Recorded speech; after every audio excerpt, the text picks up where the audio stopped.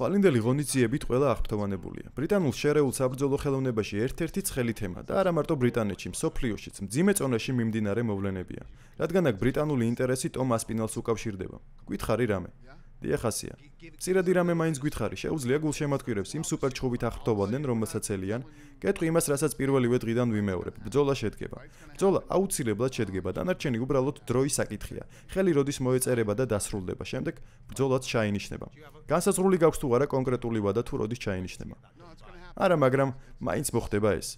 დასრულებულია და თან არ არის დასრულებული. საქმე იქამდე მიყვანილი არ არის, რომ აქ დავჯდე და კონკრეტული თარიღი გამოვაცხადო, თუმცა მერწმუნე ჩხუბი მოხდება. შეიძლება ცოტა რომ ჩაგეძიო და კითხო, საქმე უფრო ლოგისტიკაშია თუ მებრძოლებს შორის შეთანხმებაში. არა, უბრალოდ ახლა მხოლოდ კონტრაქტზე ხელის მოწერის საკითხი დარჩა. ანუ შეგვიძლია ველოდოთ, რომ ბრძოლა უახლოეს მომავალში შედგება. დიახ, მე ამას ვამბობდი მაშინაც, როცა პირველად დავიწყეთ ამ საკითხზე საუბარი და კვლავ ვიმეორებ. ბრძოლა შედგება. მოდი მძიმე წონიდან ცოტა გვერდით გადავინაცვლოთ. ახლა ხას ვახსენეთ ბრიტანული შერეული საბრძოლო ხელოვნება და რა დონეზეა იგი ახლა. ხვალ ჩვენ შესანიშნავი ღონისძიება გვაქვს, მაგრამ რამდენიმე კვირაში მაიამიში დიდი ბრძოლა გაიმართება, სადაც ბრიტანელი მებრძოლი თავის მეორე მთავარ ბრძოლას ჩაგვიტარებს. პედი პიმბლეტი მაიამიში მიდის, რათა მაიკ ჩენდლერს დაუპირისპირდეს. რა საოცარი ბრძოლა არა? დიახ, შესანიშნავი ბრძოლა. შესანიშნავი ქარდი და რა თქმა უნდა, დიდი ბრძოლაა პედისთვის. ხომ მეთანხმები?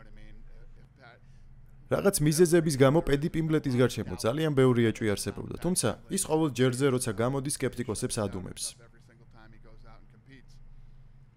იზამს იგივეს მაიამიში. პედი შოუ უკვე ნანახი გაქვთ. ნახეთ ლას-ვეგასში, ნახეთ აქ ბრიტანეთში. როგორ ფიქრობ, მზად არის მაიამის კაუზერული კულტურის, მუსიკის, პარიკების და ზოგადად ყველაფრის მისაღებად? კი, მისმინე, მოგეხსენებათ, მაიამი ახლა ის აღარ არის, რაც 15 წლის წინ იყო. მაიამი შეიცვალა და ახლა ერთ-ერთი ყველაზე მაგარი ქალაქია მსოფლიოში. და ხო, ფიქრობ, პედი პიმბლეტისთვის მზად არიან. ფიქრობ, პედი და მისი ფანები იქ მშვენივრად მოერგებიან. ძალიან კარგი საღამო უნდა იყოს. ევროპულ MMA-ში სხვა საინტერესო მოვლენებიც ხდება. ცოტა ხნის წინ ვიხილეთ, რომ ილია ტოპურიამ ქვემსუბუქი წონის კამარი დათმო და განაცხადა, რომ 155-ში აპირებდა ასვლას. რა გეგმები გაქვთ ილიასთვის ამ ახალ დივიზიონში? ამაზე ჯერ კიდევ ვმუშაობთ. მისთვის გეგმებს ვალაგებთ. მალე გვექნება ამის შესახებ ოფიციალური განცხადებები. ვაცალეთ რამდენიმე კვირა და კონკრეტულ გეგმებს შევადგენთ მისთვის.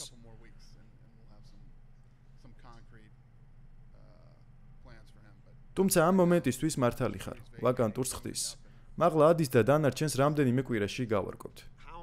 ბევრი გულშემატკივარი უკვე გეგმავს ზაფხულის არ დადეგებს. ბევრ მათგანს უხარია ლას-ვეგასში საერთაშორისო ბრძოლების კვირეულზე დასწრება. როდის უნდა ველოდოთ მთავარ და თანამთავარ ბრძოლებთან დაკავშირებულ განცხადებებს? ძალიან მალე. ბოლო პერიოდში ბევრ საქმეზე ვიყავით კონცენტრირებული და გარკვეული საკითხები ხელს გვიშლიდა. საქმის ბოლომდე მიყვანაში. მაგრამ ძალიან მალე გვექნება ოფიციალური განცხადებები საერთაშორისო ბრძოლების კვირეულთან დაკავშირებით. ამბობ, რომ დაკავებული იყავი გარკვეული საკითხებით. თავისთავად ეს მაფიქრებინებს ბოქსის სამყარო ხომ არა ამასთან კავშირში, რადგან ბოლო წლებში არაერთხელ გვისაუბრია ბოქსზე. ახლა კი ბოლო დროს გავრცელდა ინფორმაცია, რომ ამ სივრცეში აპირებთ შესვლას. ჩემი პირველი კითხვა არის, შენი ჩართულობა თურქი ალ-შეიხთან, TKO-სთან, ნიკ ხანთან, სოფლიო ბოქსში. ეს ჩართულობა პირველ რიგში რა გავლენას ახდენს UFC-ზე? არანაირად არ აისახება. გარდა იმისა, რომ უბრალოდ მეტი საქმე გვექნება. როგორც იცი, სლებს 2 წლის განმავლობაში ვაშენებდი და ყველა სხვა მოვალეობას ვასრულებდი, რაც მევალებოდა.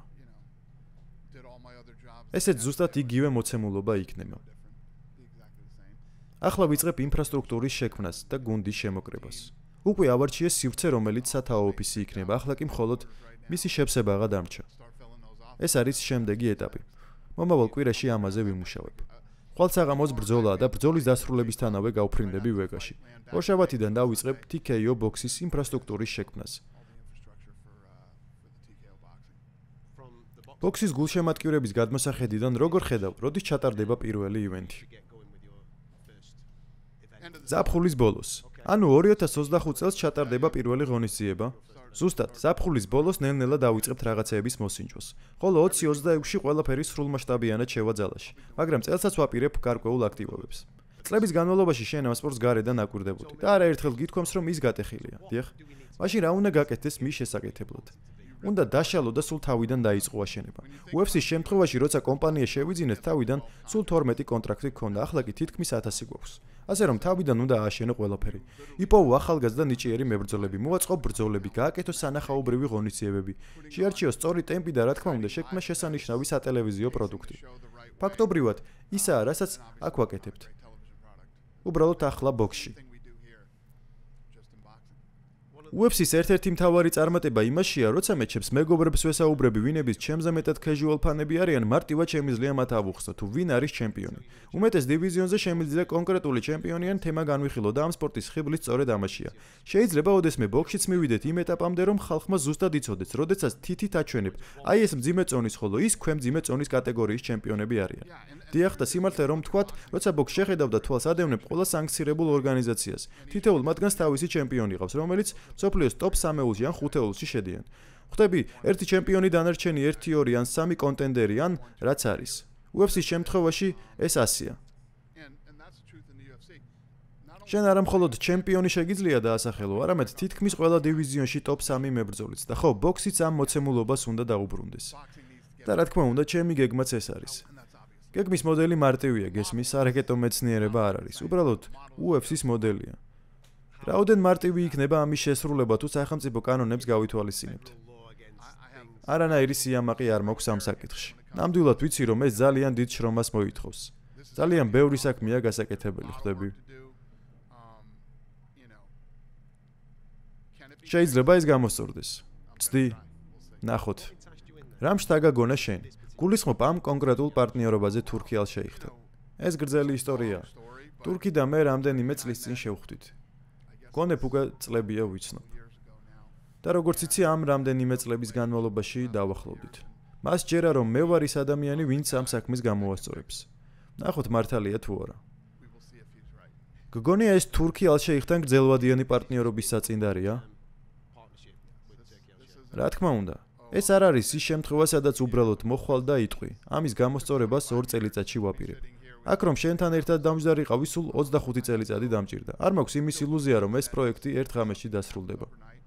მე მზად ვარ გრძელვადიანი შრომისთვის. ბოქსის საბრძოლო სპორტის მხრივ ჩემი პირველი სიყვარულია. ასე რომ ამ საქმისთვის ბოლომდე მზად ვარ. ნახოთ რა გამოვა. როგორი იქნება ბოქსის სურათი 5 წელიწადში, რას ფიქრობ? გონია რომ უფრო მეტი მებრძოლი გახდება საზოგადოებისთვის ცნობილი. და არა რამდენიმე ტოპ მებრძოლი. ასევე ნახავ როგორ გადანაწილდება ფული მთელს ბიზნესში. და არა მხოლოდ რამდენიმე კაცი, ანუ როგორც ეს UFC-ში გვაქვს.